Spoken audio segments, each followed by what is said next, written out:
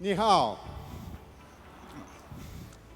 Do you believe in divine providence? Let me tell you a story. I am very involved in Rotary Youth Exchange. In 2003, when I was an YEO, I always checked messages on the internet group at least 5 times a day. Checking messages, one day I read, I have a 16-year-old boy, blind boy, named Ben McConnell. He's willing to be an exchange student in Switzerland. It was signed by Yvonne Bowl. She was a district chairperson in District 5370, Canada. I had been always looking for challenges in my life. And even not being Switzerland, even not having a blind boy to exchange with her, I responded on her private email. Dear Yvonne, as you know, I am from the warm northeastern part of Brazil. But as I have a blind boy student who would like to be an exchange student anywhere, please consider an exchange with my district if you can't place your student in Switzerland.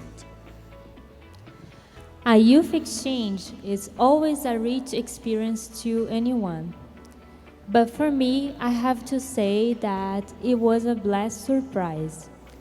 Because at the time, my family could not afford an exchange. Once, I remember, one of my friends went to Mexico, and for the first time I thought how nice could be going on an exchange. But I knew that something like that was out of my real conditions. However, I kept dreaming. In fact, I had no student at all, but I have an institute of blind in my community, and also, if I could not select anyone, I could at least host Ben in my own house. Then after 2 days, I had a surprise. That surprise made my legs shaking. Yvonne sent a message saying, yes, she would like to exchange with me. She would send her student applications, and I should send mine as soon as I could. Oh my God, what to do now? What now?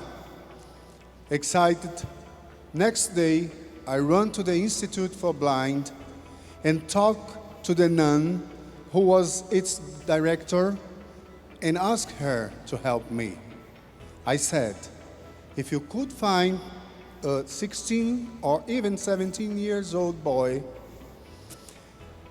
my club would offer an exchange year for him in Canada. And then eventually, I had the good fortune to be chosen for an exchange. Once I was chosen, I started to study English in a school of a Rotarian. And as we say, all walks starts with our first pass. And I think that was my first pass for my career as a social scientist and internationalist. The nun took me to a room where I interviewed many boys but could not find anybody. Anybody who could I recommend as a good exchange student. I was sad and I thought, this is a punishment for lying. Then came a man inside the room. He was blind. He was a university professor, very known in my city. He was at that moment introduced to me. He asked me what I was doing here in there. When I said, he yelled out of joy. He told me they had at that school a wonderful girl that he was sure could be the best choice I could find. I thought, a girl. I'm looking for a boy, but who knows? Eu nasci em 1995.